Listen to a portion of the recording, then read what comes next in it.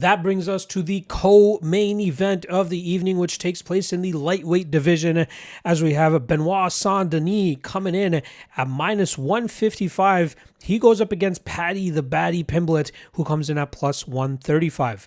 Now, starting off on the Saint-Denis side of things, he is now on a 4-fight winning streak after having that loss to Renato Moicano in Paris from a few years back.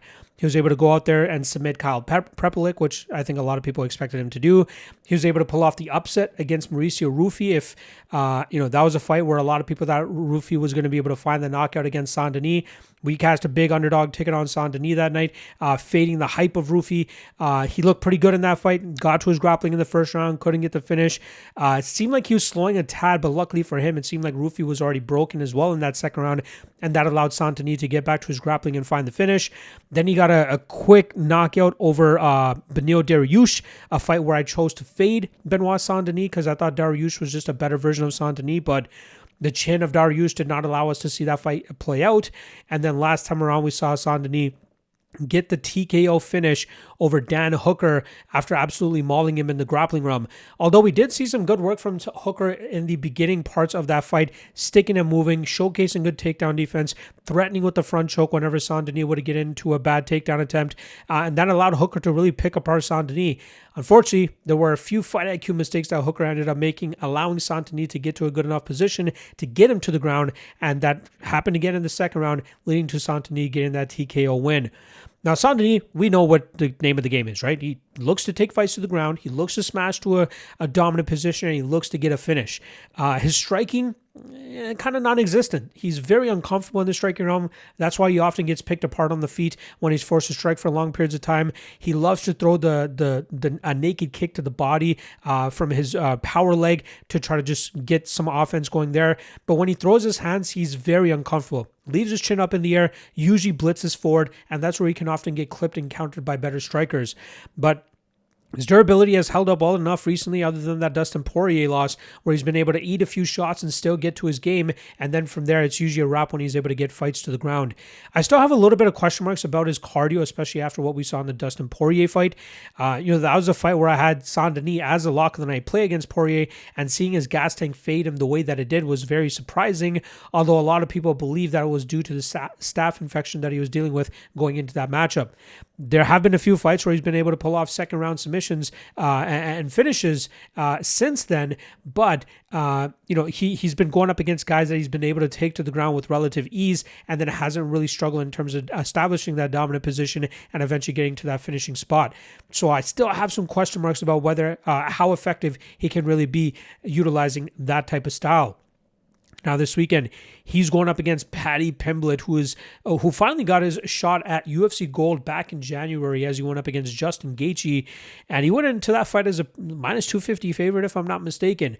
He had pretty much made short work of a lot of opponents that he had dealt with in recent fights, submitting Bobby King Green, TKOing Michael Chandler. Kind of surprising that he had to go full 15 minutes with Tony Ferguson. There was the robbery or possible robbery against Jared Gordon as well. So if you just look at the UFC record of Paddy Pimblett, you'd be like, he's getting a lot of toss-ups. He's getting a lot of favorable matchups. He's getting a lot of old, decrepit guys, veterans that are past their prime kind of thing.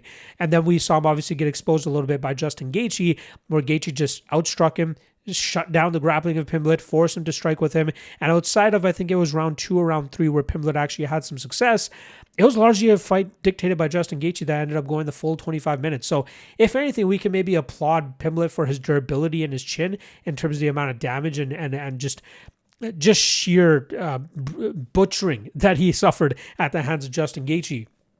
But Pimblett at his best is a big, strong grappler.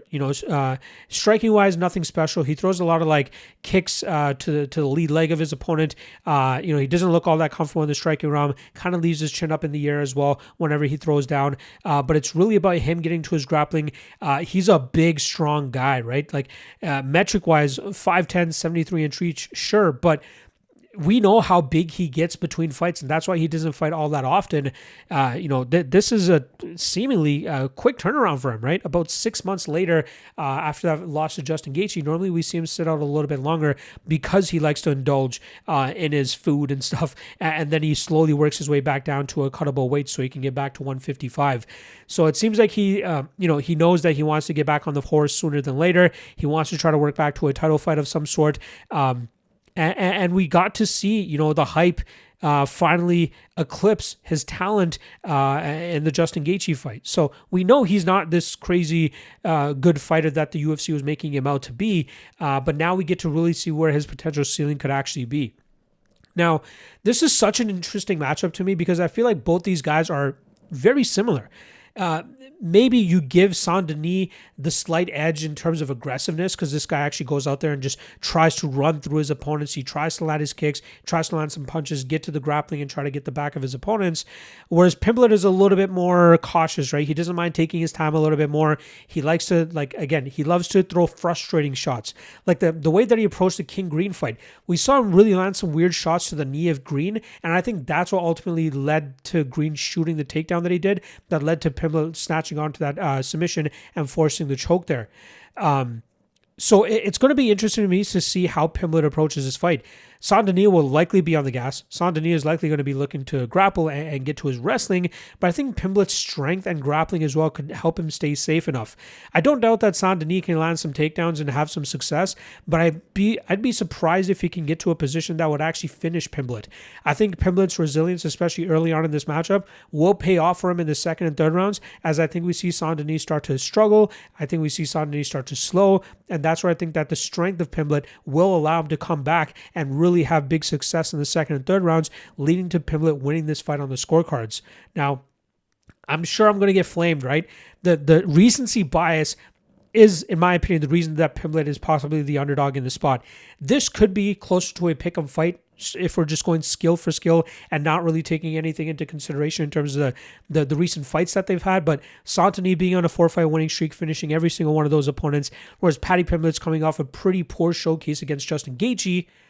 That's why I believe the odds are where they are. So I'm going to go Pimblett here. I really think after a competitive first round, he'll find his success in the second and third rounds, and I think he wins this fight by decision. The last thing I want to say about this fight, Pimblett, we know, without a shadow of a doubt, he gets to pick his fights. He gets to pick his opponents. He gets to pick when he gets to fight, and the UFC kind of just agrees with him. Right? I think he picked this fight because he knows he can out-grapple Saint-Denis, or at least beat him over the course of 15 minutes.